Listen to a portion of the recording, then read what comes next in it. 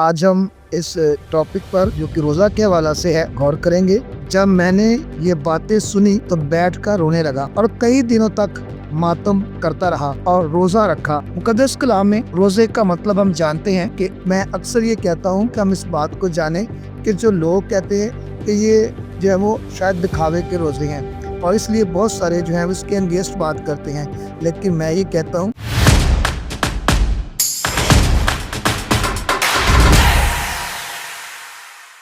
मसीह खुदावंद में मेरे अजीज बहन और भाइयों, हम आज की शाम फिर खुदावंद की शुक्रगुजारी करते हैं कि खुदा ने हमें फिर ये खूबसूरत मौका अता फरमाया ताकि हम स्पिरिचुअल प्रिपरेशन प्रोग्राम को आपके साथ फिर से बांट सकें।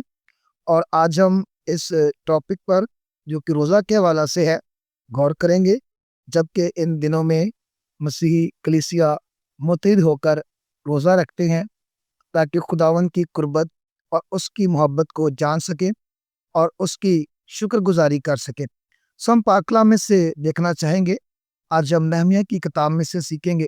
उसका पहला बाब है और उसकी चौथी आयत में पढ़ेंगे।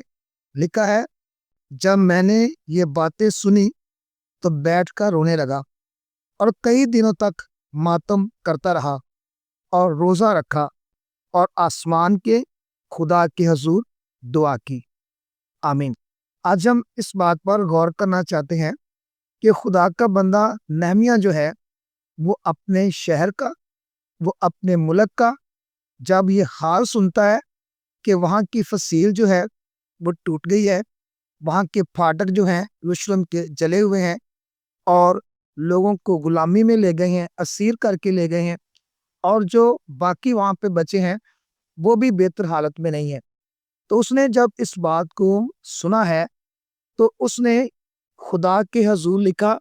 कई दिन तक वो इस बात पर मातम करता रहा, वो अपने लोगों का दर्द रखता था और उसने फिर रोज़ा रखा और फिर खुदा के हजूर दुआ की। मुकद्दस कलाम में रोज़े का मतलब हम जानते हैं कि अपनी जान को दुख देना है। यह बात तब बताती है कि अपनी जान को दुख देना है।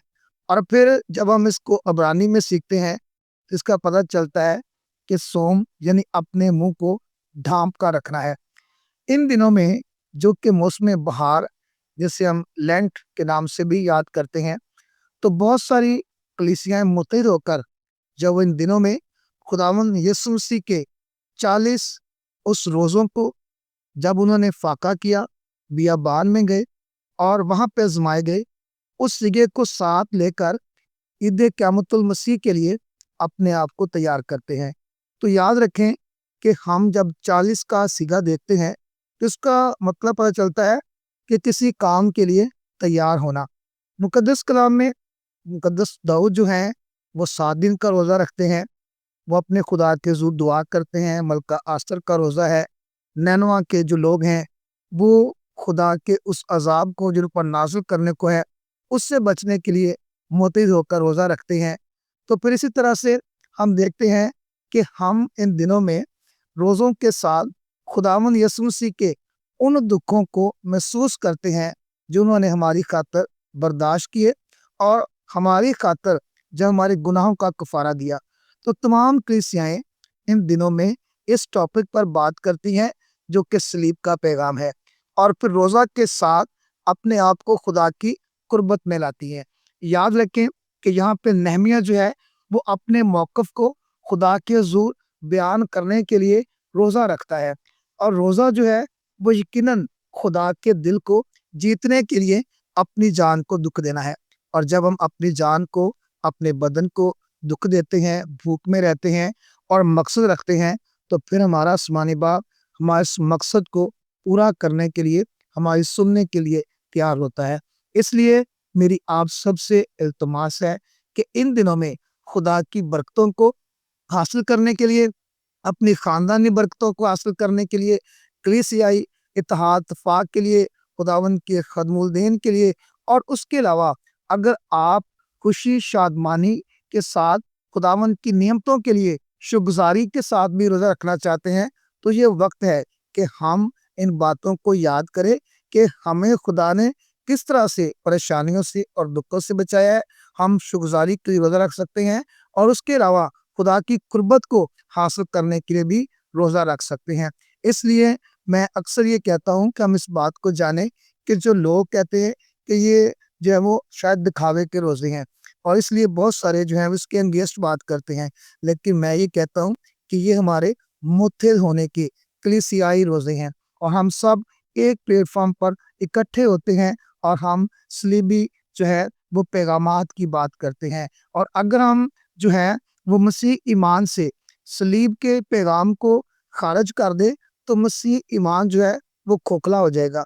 इसलिए ये कलीसियाई निज़ाम इंतहाई खूबसूरत और ईमान की मजबूती के लिए है कि हमारी खुदावंद की कलीसिया जो है वो यूं तो हर त्यौहार जो है वो एक मकसद के साथ मनाती है, लेकिन मसीह ईमान में हमारी जो दो ईदें आम लफ्ज़ों में हम कहते हैं बड़ी ईदें कहते हैं, यानी क्रिसमस और ईस्टर। जब हम इनको मनाते हैं तो इनको मनाने के लिए हम एक तैयारी करते हैं। जब क्रिसमस होता है तो हम 4 त्योहार जो हैं वो आमद की बात करते हैं और जब ईस्टर होता है तो हम जो है उससे पहले 40 दिन तक ईद क़यामतुल मसीह को मनाने के लिए अपने आप को तैयार करते हैं, अपने आप को पाक करते हैं, अपने गुनाहों का इकरार करते हैं, खुदा की रफ़ाकत और कुर्बत में आते हैं, उसकी नज़दीकी में आते हैं और अपने बहुत सारे कामों को छोड़कर अपनी ज़िंदगी को रूहानी तौर पर खुदा के साथ जोड़ते हैं। इसलिए मेरी आपसे इल्तिमास है कि आप इन दिनों में रोज़ा के साथ खुदा की शुक्रगुज़ारी करें